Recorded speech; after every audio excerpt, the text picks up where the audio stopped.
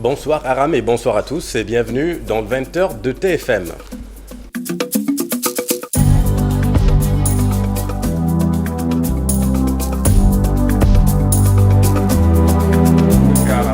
Dans l'actualité de ce mercredi, 2 décès et 120 nouveaux cas de coronavirus. La circulation du virus devient de plus en plus active. Le bilan du jour fait état de plus de 80 cas communautaires. Plus de détails dans cette édition. Restaurateurs et gérants de boîtes de nuit broient du noir suite à la suspension des rencontres musicales dans Dakar. Reportage aux Almadies, point névralgique des nuits dakaroises. Vous le verrez, l'économie nocturne est en berne depuis vendredi. Il faut sauver la production de carottes. 27 000 tonnes attendues rien qu'à Fasboy dans la zone des Niayes. L'agence de régulation des marchés a gelé les importations. Les producteurs demandent des unités de conservation pour éviter le pourrissement des récoltes. Et puis en politique, les alliances dans l'air du temps. Après le renforcement de la majorité avec le ralliement de Réumi, les têtes d'affiche de l'opposition enchaînent les rencontres. Quelle est la marge de manœuvre politique de Khalifa Sall en vue des prochaines élections locales? Analyse et décryptage dans cette édition.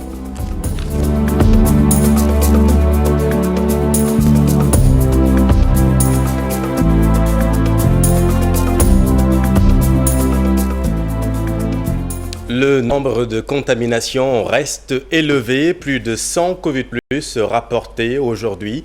Parallèlement, les cas graves augmentent également. 23 personnes sont prises en charge dans les services de réanimation.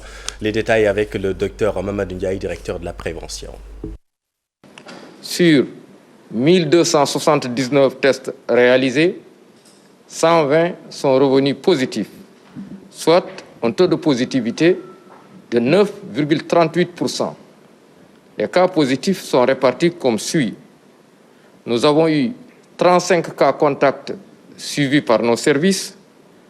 Aucun cas importé n'a été enregistré au niveau de nos différentes portes d'entrée aériennes, maritimes et terrestres. Et nous avons noté 85 cas issus de la transmission communautaire. 106 patients hospitalisés ont été contrôlés négatifs et déclarés guéris. 23 cas graves sont pris en charge dans nos services de réanimation. 2 décès ont été enregistrés ce mardi 15 décembre 2020. L'état de santé des autres patients hospitalisés est jugé stable. Des agents de santé contaminés à Matam, ils sont pris en charge à domicile. À l'hôpital de Matam, certains services ont été fermés, les visites suspendues. En revanche, un centre de traitement va être opérationnel à l'hôpital de Ourossogui. Voyons tout cela avec Ali Bandeliang. La situation est plus que préoccupante au niveau des 2 hôpitaux de Matam et de Ourossogui. Chaque jour, le nombre de contaminations s'allonge. À l'hôpital régional de Matam, la situation de la Covid-19 a même favorisé la fermeture de certains services comme la pédiatrie ou encore le SAU. À l'heure actuelle, plus d'une dizaine d'agents suivent le traitement à domicile. Un tour ce matin au niveau du centre a permis de constater le dispositif de lavage des mains et l'usage du thermoflash à l'entrée du centre. Autre conséquence, les Jakartaman qui rôdaient aux alentours ont été chassés. Pire encore, plus de visites jusqu'à nouvel ordre à l'hôpital régional de Matam où la prise en charge des cas graves est encore impossible du fait du manque de matériel. C'est le même cas à Ourossogui où nous venons d'apprendre même de l'ouverture programmée d'un CTE après l'envoi par le ministère de la Santé de 2 appareils d'assistance respiratoire. Nos investigations ont ainsi permis de préciser que depuis le début de la pandémie, l'hôpital de Ourossogui n'a jamais été officiellement retenu comme un centre de traitement. La preuve, tous les malades et autres cas ont été acheminés vers l'hôpital de Matam. À rappeler, tous les 3 cas graves accueillis à l'hôpital de Ourossogui ont finalement perdu la vie. Retour à Dakar, les Almadies, vous le savez, point névralgique des nuits dakaroises. Restaurateurs et gérants de boîtes de nuit vivent très mal la suspension des rencontres musicales dans la région Dakar. En attendant le dénouement de la rencontre entre le ministre de l'Intérieur et son collègue de la Culture et de la Communication et les acteurs culturels, vous allez le voir dans ce reportage, l'économie nocturne fait grise mine. Reportage édifiant, Mambiram Diouf, Youssou Baro. Voilà ce à quoi ressemble Dakar by Night depuis vendredi. À 23h, tout s'arrête. C'est le couvre-feu forcé, comme ici sur la route des Almadies.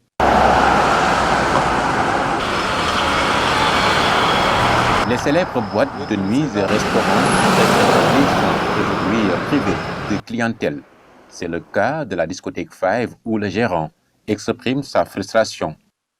On nous a demandé de fermer à partir de 23h. Les boîtes de nuit commencent à minuit. Donc, les mesures servent à quoi?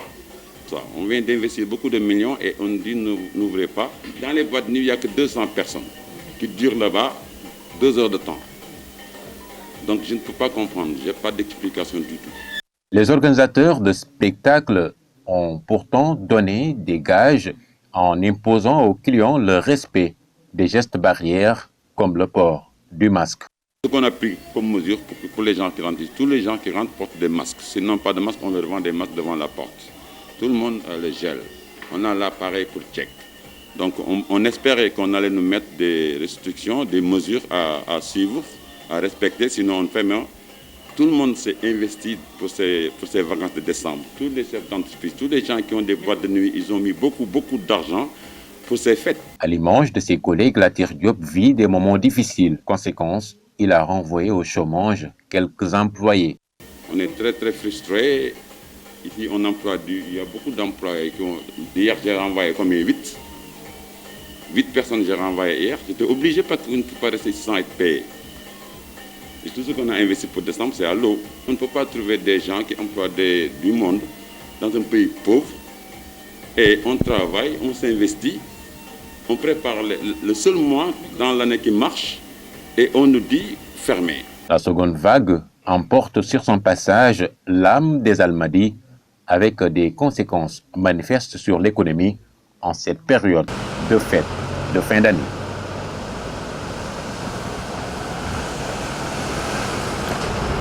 Merci Mambiram. Et puis je le disais tantôt, une deuxième rencontre a lieu aujourd'hui entre le ministre de l'Intérieur et les acteurs culturels. Aucune décision n'a été prise hier lors du premier rendez-vous. Les artistes espèrent un dénouement heureux aujourd'hui. Nous y reviendrons.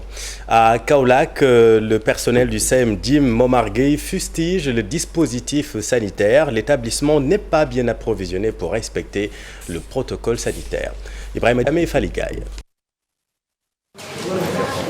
Ces potaches du CEM Jim Momar Gueye ont certes pour la plupart d'entre eux le masque à la bouche, mais en réalité le dispositif de prévention contre une seconde vague du coronavirus fait défaut dans cet établissement. Pas de gel, pas de lavoir, encore moins de thermoflash. Les difficultés sont là, vous avez remarqué.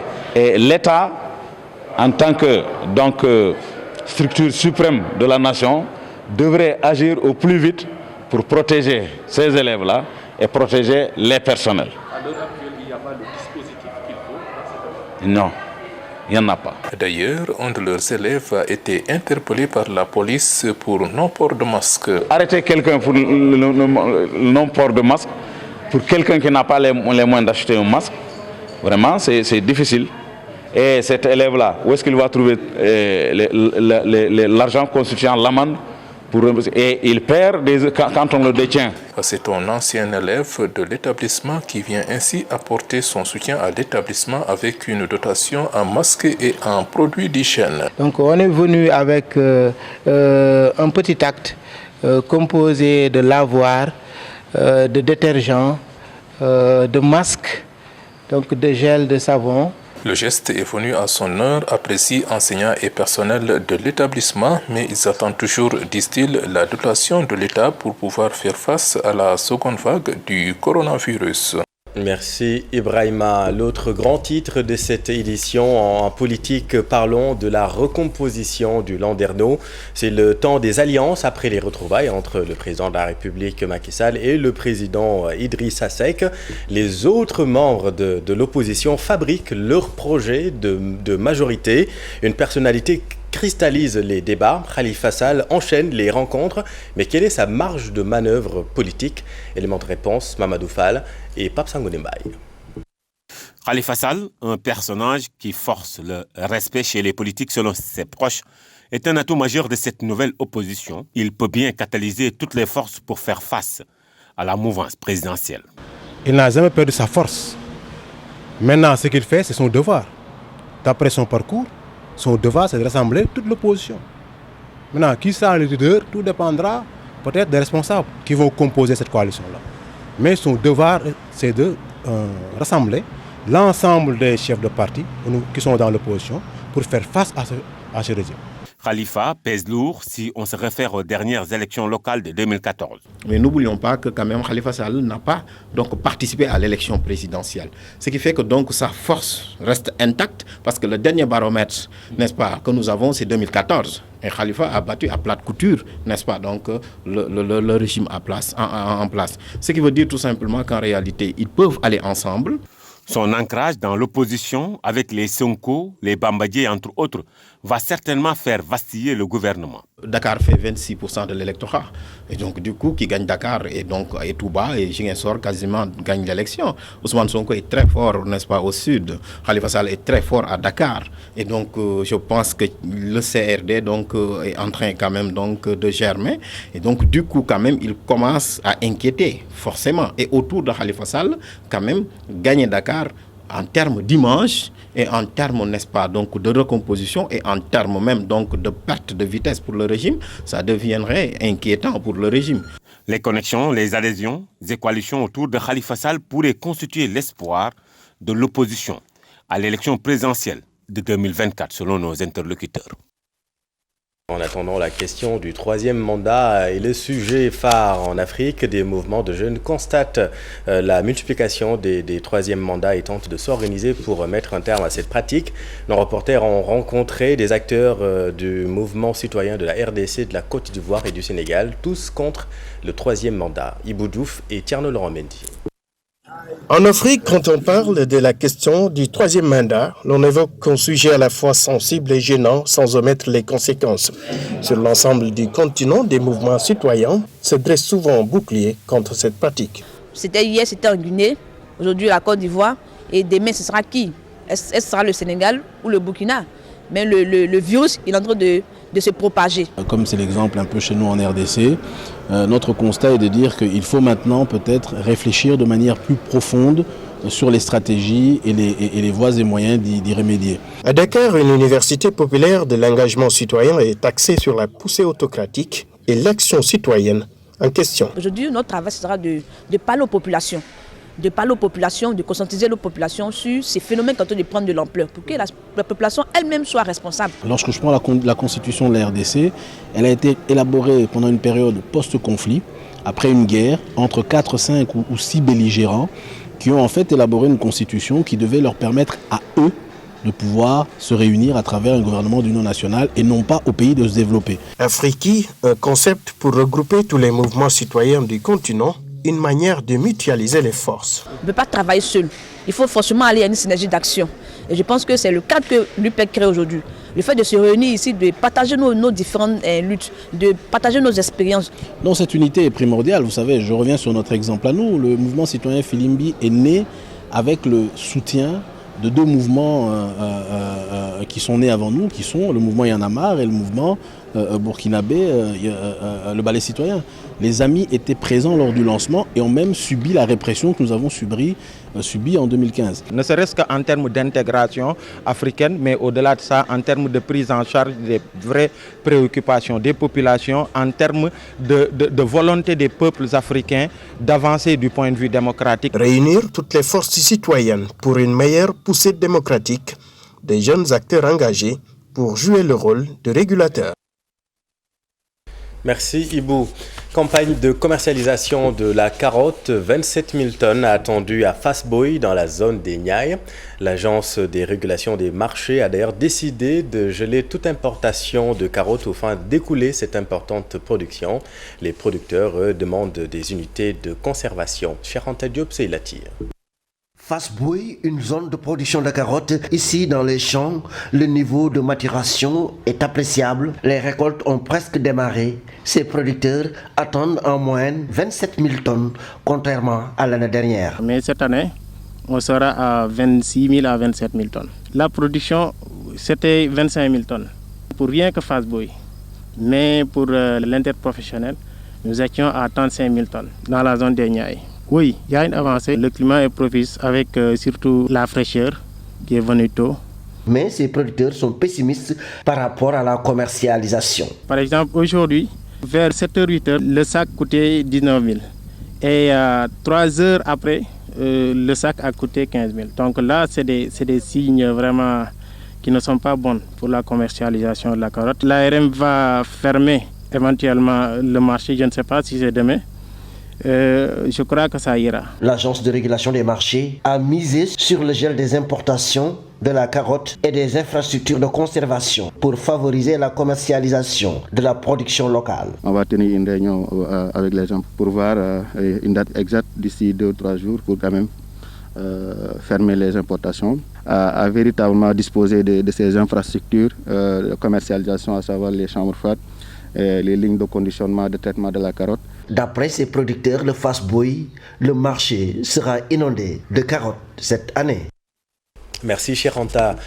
Cri de détresse des producteurs de patates et d'arachides à Niodior. Leur production a été détériorée par une déferlante des eaux de mer peu avant la fin de l'hivernage.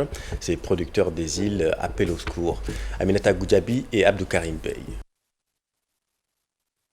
C'est au milieu des champs de Niodior qu'ils ont tenu leur point de presse pour dire leur désarroi. Des dizaines d'hectares de champs de patates, d'oseille et d'arachides engloutis par les eaux de mer. Le phénomène s'est produit il y a quelque temps et a détruit les cultures de cette partie de la commune de Dionewar. En fait, il y a eu un raz de marée qui a envahi pratiquement, on peut dire, toutes les îles, mais particulièrement cette bande de terre qu'on appelle Coco, où on peut comptabiliser jusqu'à 50 hectares réservés à la culture du bissap et de patates douces. C'est là où on fait les pépinières, où on prélève les boutures de patates douces. On peut dire que plus de 2/3 a été détruit. Les nombreux propriétaires des champs concernés n'ont pu rien récolter cette année. Vous le constatez vous-même. Ici, on n'a pu rien produire cette année. Et ce sont beaucoup de personnes qui travaillent ici. Et c'est avec cette agriculture qu'elles entretiennent leur famille. Et les pertes sont estimées à beaucoup d'argent. Les producteurs et les productrices d'ici ont quand même des recettes qui peuvent estimer entre 200 et 300 000 par individu. Et vu qu'il y a quand même 120 personnes qui travaillent ici, si on fait le calcul, c'est quand même des dizaines de millions qui sont perdus cette année. Les victimes craignent de vivre des périodes difficiles cette année. Elles demandent donc de l'aide à l'État. Mais il faut ñu joytu ngeen yegg ñu ndax ci biir Sénégal lañ dekk te képp ku yàqule def koy wax ci rajo ñëpp dégg ko. Merci Aminata.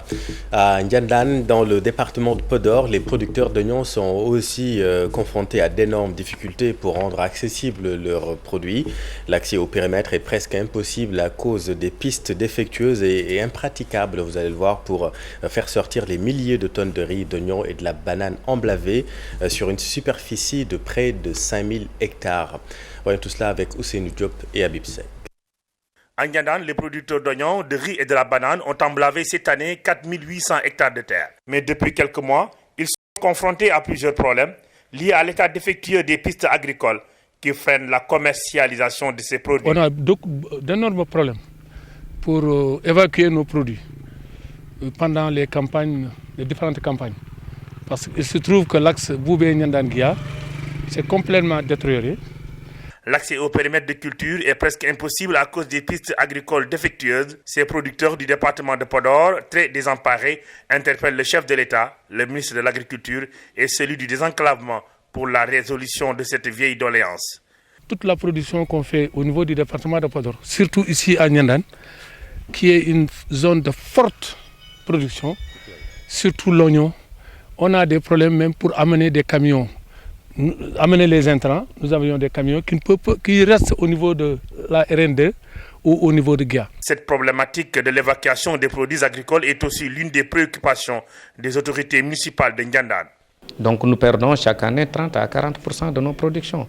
Nous demandons fortement au ministère de l'Agriculture vraiment d'assurer l'entretien de ces pistes de production à l'intérieur du périmètre de la cuvette de Nyanga. Parce que ça, c'est une doléance forte des populations de Ndiandane. Les producteurs ont profité du vote de budget de la commune pour alerter l'opinion sur les difficultés rencontrées par les producteurs dans le département. Ils ont appelé le gouvernement à réagir dans les plus brefs délais pour évacuer les tonnes de produits vers d'autres régions du Sénégal. Merci Ousseynou. Restons à Podor avec ce mouvement d'humeur des commerçants du département.